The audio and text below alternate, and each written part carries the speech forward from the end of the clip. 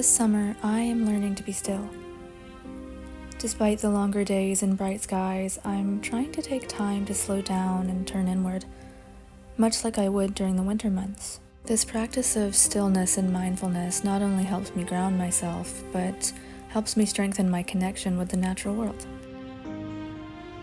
However, I can't stay still for too long. The earth is awake and alive and vibrant, and so it seems I am too.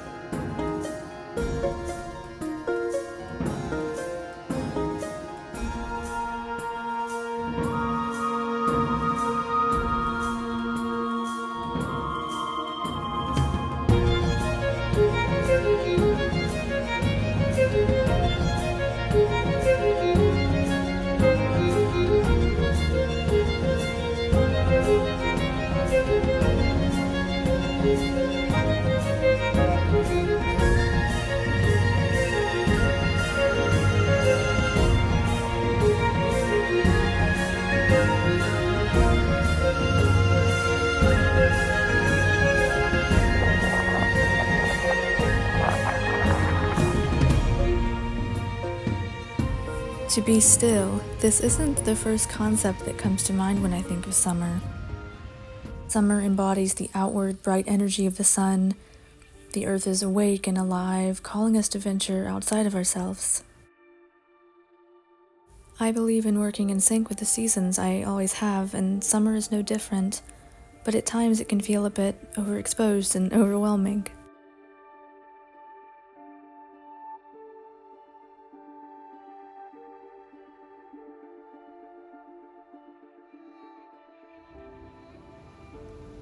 On this particular day, I took a hike up to the top of a local ridge. It was so hot, and I actually got a bit sick later, which you'll hear about later on. However, as I sat there with my discomfort, I noticed so many subtle and beautiful things about the day.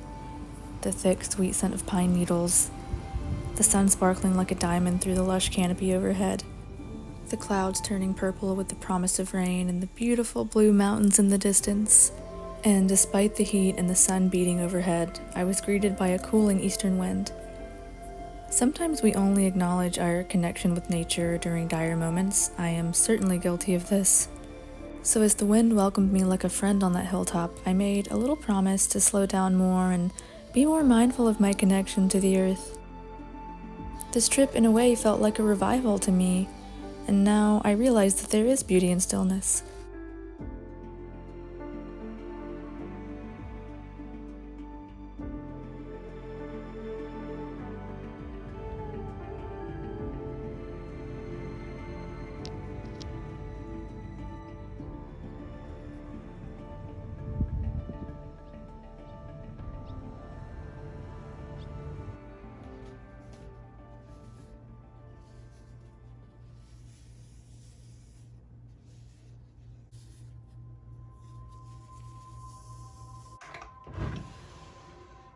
The best part about a day of long outdoor adventures is being able to return home to cool, quiet shadows. I love this balance, this stillness. For many years of my life, I didn't have this kind of peace, and make no mistake, I have plenty of messy and hectic days, plenty of bad days, but now to have these small, peaceful moments, to feel safe in my home, to be able to explore my spirituality and nurture my connection to the earth, even by simply washing mullein leaves. This feels priceless to me.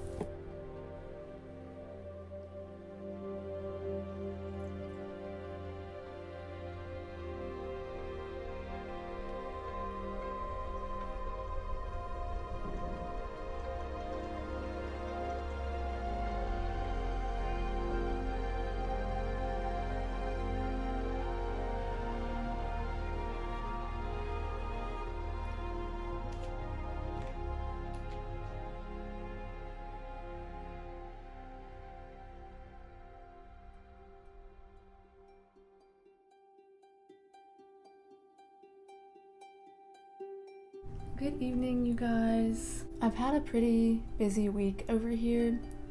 I went hiking. You guys would have seen in the footage, I went to a local ridge because I was searching for mullein, and luckily I found some. However, I have come down with something. I've been sick for the past couple of days. I think it's some kind of heat sickness or sun poisoning. I've had actual sun poisoning before with a sunburn, and my eyes were swollen shut and it was terrible. I've been dizzy and fatigued and crampy and just wanting to sleep all the time for the past couple of days. And to be honest, I've needed to rest, and I find that the only time I do rest and take proper bed rest is when I'm sick. So maybe this is the universe telling me to just chill. Everything will get done in its own time. But now you have sun poisoning, so you have to rest.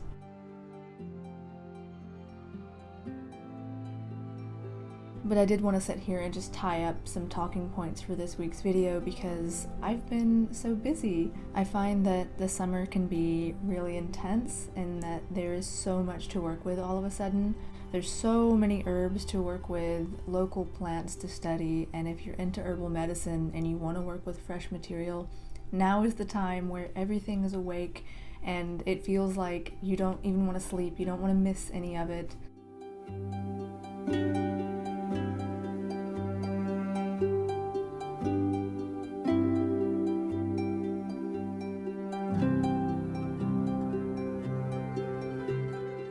It's a little bit ironic that just as I have this huge burst of creative energy, I fall under the weather with something. But I'm doing the best I can, and I hope I can get back on my feet soon, because I do have to work an 11-hour shift tomorrow.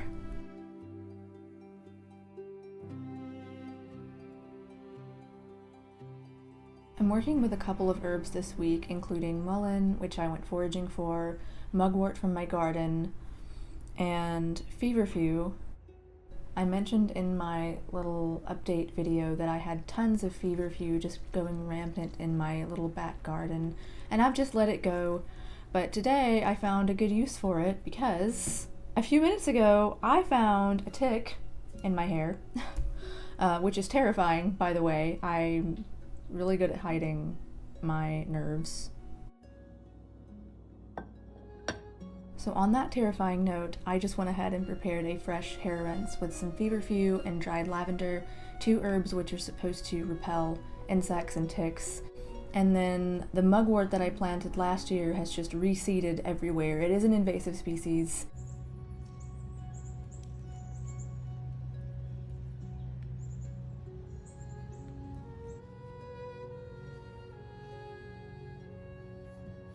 I can always use dried mugwort leaves in cleansing spells, as like cleansing bundles that I burn. So I weeded my grandmother's garden and I just bundled those up, and I was able to decorate my altar as well.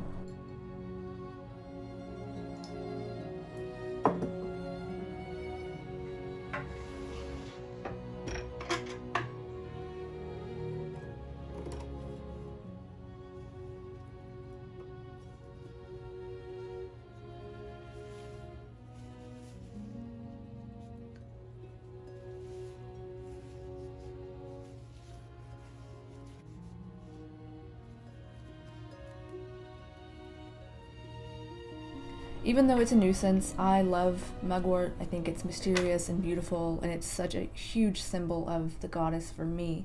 So to be able to go outside and gather some of that and get a chore done at the same time is a win-win. Depending on how I feel next week, it's supposed to cool down, but I want to explore another local park. It's more heavy on the bike trails and there's less of like a cliff view. But I'm just curious because I know there's going to be St. John's wort blossoming sometime soon, and also wild mint. I need to get some of that. So I'm just curious. I just want to explore and see this new area and see if I can find anything, even if I don't harvest anything. Same with the mullein. I found some last year in the same spot on the ridge, but I didn't gather it because it was a bunch of baby plants. I've said it before and I'll say it again. I study herbal medicine as a hobby, so I really have no business anyway taking a plant when there isn't a lot of it. I found a lot of mullein plants. Some of them were second year plants, and I felt comfortable taking a few leaves to experiment with.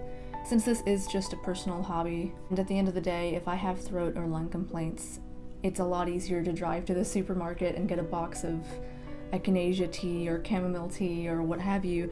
But obviously, I love going outside and getting heat sickness. So that's what I've been up to this week, just working with a lot of fresh plants and what is awake. I have ordered some dried elderflowers. I mentioned in a previous video that when I went to look for fresh ones, they'd already died. But I really want to try making elderflower wine just because I read about it in Harry Potter and it just seems really nostalgic to me for some reason. So I'm going to be working with that at some point. I just have so many things on my to-do list that I'd like to get done, but this is just a reminder that everything happens when it's meant to, and I'll get it done. You know, at the end of the day, this is just a fun hobby for me. It should be relaxing, and it shouldn't feel like an extra stressor. Life's little ironies.